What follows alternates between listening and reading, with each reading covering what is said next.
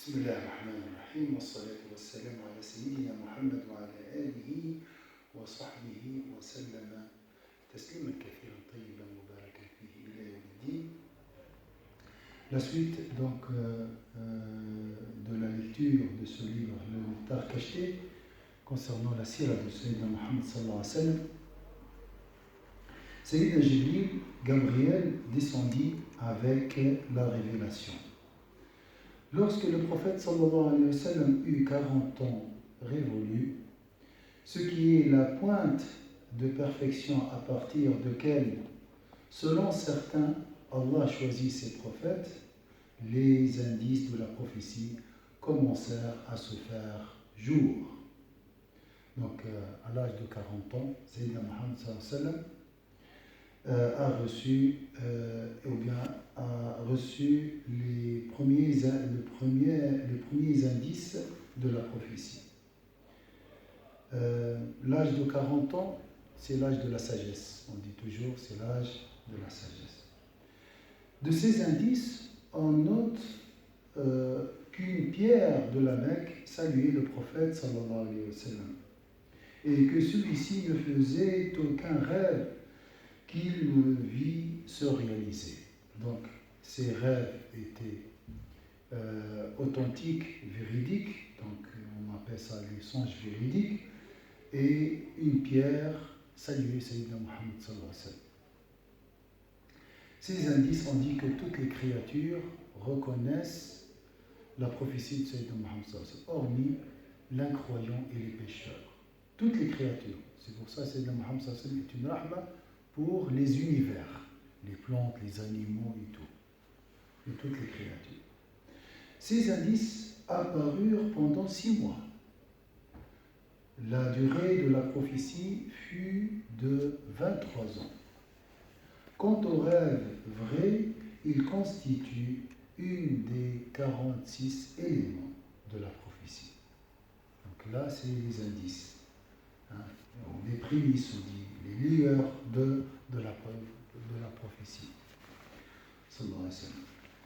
Au mois de Ramadan de la 3e année de solitude, donc comme on l'a vu l'autre fois, 3 ans selon, il y a une version par 6 mois d'isolement, une autre 2 ans, et dans ce livre, le Mubarak Fouli a choisi une autre version, c'est 3 ans d'isolement, de solitude dans la grotte de Hira. Il plut à Allah Azza wa Jalla d'inonder l'humanité de sa clémence en choisissant Sayyidina Muhammad sallallahu alayhi wa sallam comme prophète et comme messager. Il envoya Jibril, l'ange Gabriel, la paix d'Allah sur lui révéler des versets du Coran. Après observation et méditation des recoupements et des indicateurs, on peut identifier ce jour-là comme étant le lundi 21 du mois de Ramadan. Donc là aussi, il y a une divergence. La majorité, je crois, des ulama nous parle de 17 Ramadan. La première révélation était la nuit du 17 Ramadan.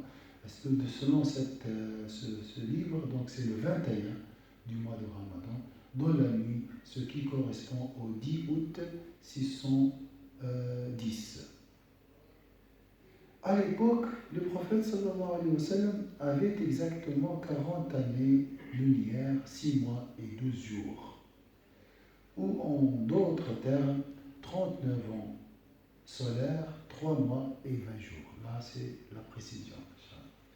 Écoutons Sayyida Aïcha l'intime, radiyallahu anha, nous raconter l'histoire de cet événement qui, point de départ de la prophétie, commençait à repousser les ténèbres de l'impiété et l'égarement, au point de changer le cours de la vie et aussi de modifier les perspectives de l'histoire.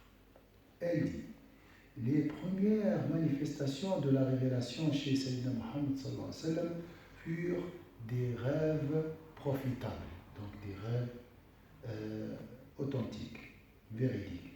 Il ne faisait aucun rêve sans en voir la réalisation. Ensuite, il lui fit aimer la solitude. Donc le début c'était les rêves véridiques. Comme on a dit, le rêve véridique représente combien?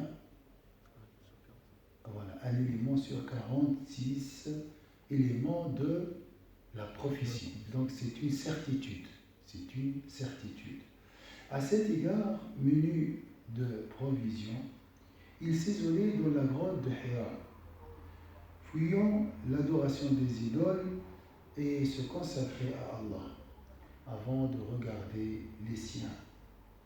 Il revenait chez Khadija, s'apprévisionner et repartait ainsi de suite jusqu'au moment où la vérité apparut dans la cave, la grotte. Alors l'ange se présenta à lui et dit: récite, Iqra. Je ne sais pas réciter, dit le prophète sallallahu alayhi wa sallam.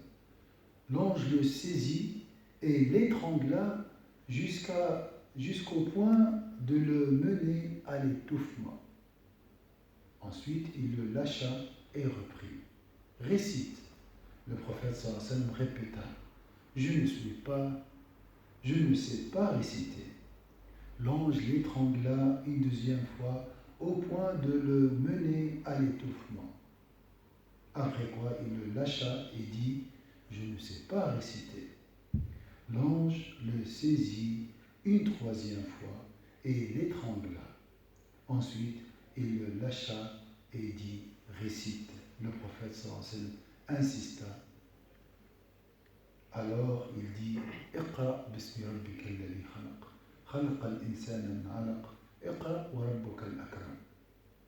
Récite au nom de ton Seigneur qui a créé l'homme d'une adhérence, adhérence. Donc nous avons la première étape dans la création de l'homme, le fœtus, c'est une goutte de sperme, après une adhérence, après Moudra, donc comme une partie du chewing-gum, ou bien donc il récite ton Seigneur est le Très-Haut.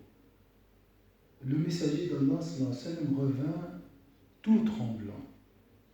Il se présenta chez Khadija, la fille de Khuwaylid, sa femme, disant: enveloppez-moi.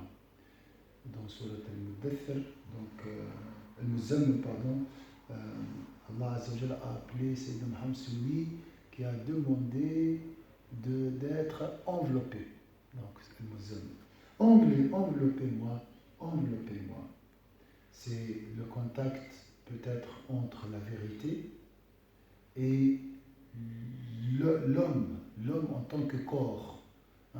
C'est la chaleur de la vérité et l'argile. C'est ce contact, quand tu as chaud et froid, tu trembles. Subhanallah. Et la première fois, la peur aussi, c'est Muhammad sallallahu alayhi wa sallam. Donc, le prophète sallallahu alayhi wa sallam revint tout tremblant. Il se présenta chez Khadija, la fille de Khuwaylid, disant: enveloppez-moi, enveloppez-moi. On l'enveloppa jusqu'au moment où se dissipa sa frayeur. Alors il dit à Khadija: qu'est-ce qui m'arrive? Qu'est-ce qui m'arrive? Celle-ci lui retraça la scène. Sayyidina Muhammad sallallahu alayhi wa sallam reprit: j'avais peur pour moi-même. Non, dit Khadija, ma foi, Allah ne t'humiliera jamais. Regardez la sagesse de Sayyida Khadija.